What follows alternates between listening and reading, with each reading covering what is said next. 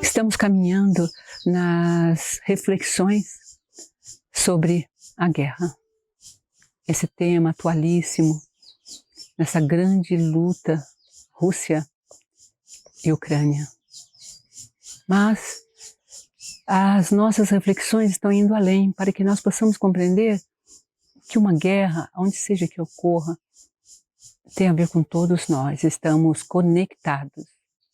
Cumprimentamos você com a nossa alegria de sempre, mas também hoje com a seriedade em prol das vítimas tombadas nesse ofício tão dramático que são as guerras. Estão dentro de um cômputo da ciência espiritual chamado lei de destruição.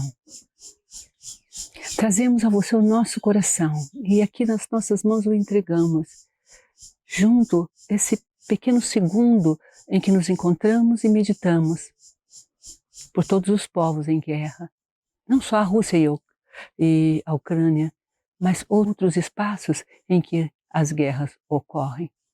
A guerra homem a homem, a guerra feminina dentro do feminicídio, por exemplo, o número de assassinatos e homicídios, a guerra contra nós mesmos, o altíssimo número do suicídio, enfim, temas dolorosos humanos, mas que precisamos olhar para eles e iluminá-los à luz de uma doutrina que nos reapresenta a realidade da destruição. Ora, muitas vezes eu olho para a minha casa e ela já vai velha e ela já não me satisfaz, ou então ela não comporta mais, ela me ameaça, pode cair sobre minha cabeça e eu a destruo para construir outra.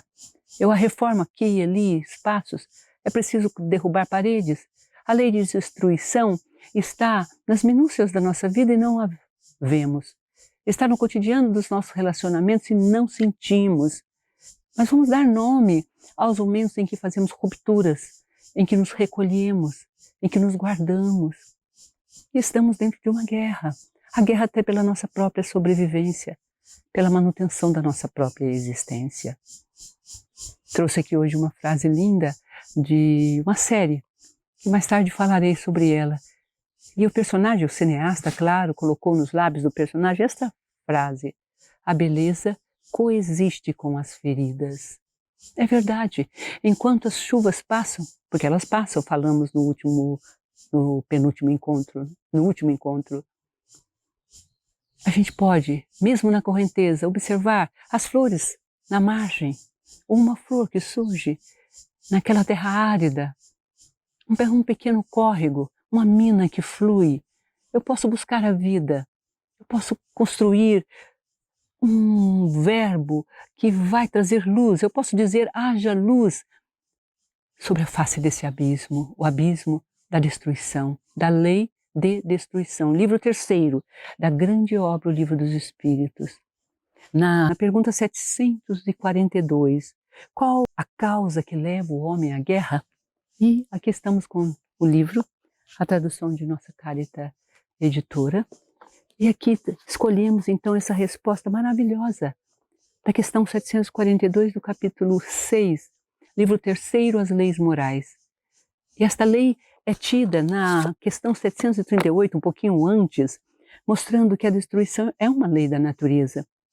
Dizem as grandes vozes espirituais, as grandes vozes da sabedoria, que a destruição é necessária para que se possa renascer e se regenerar, pois que o que chamamos de destruição não passa de uma transformação que tem por objetivo a renovação e aprimoramento dos seres vivos. De toda destruição, eis que a casa recomeça sendo feita e termina muito bela. Assim a história vai seguindo. Mas qual a causa mesmo, na pergunta 742, insiste nosso querido e precioso pensador francês Allan Kardec. Qual é a causa que leva o homem à guerra? Predominância, responde a espiritualidade, predominância da natureza animal sobre a natureza espiritual e satisfação das paixões. No estado de barbárie, os povos não conhecem senão o direito do mais forte. É por isso que a guerra é para eles um estado normal. Na medida em que o homem progride, ela se torna menos frequente, pois ele evita as causas, porque pensa nas consequências. E quando é necessário, ele sabe aliar a ela o sentimento de humanidade. Ela desaparecerá um dia na Terra? Pergunta o grande pensador francês. Sim, respondem os grandes espíritos, os santos espíritos do espaço. Sim, quando os homens compreenderem a justiça e praticarem a lei de Deus. Então, todos os povos serão irmãos.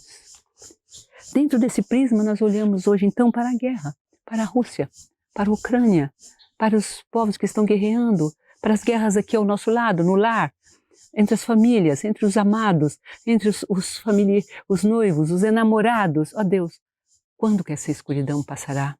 Quando eu direi, sobre a face do abismo que me separa do outro, que desperta em mim uma tendência à destruição alheia, eu direi, haja luz. Então o grande poeta russo, da Revolução Russa, Mayakovsky, Vladimir Mayakovsky, deixa o seu grande testemunho. Iluminar para sempre, iluminar tudo, iluminar por toda a eternidade. Iluminar, e só. Esse é o meu lema, e o do sol. Beijo no seu coração. A mim que convida você a iluminar.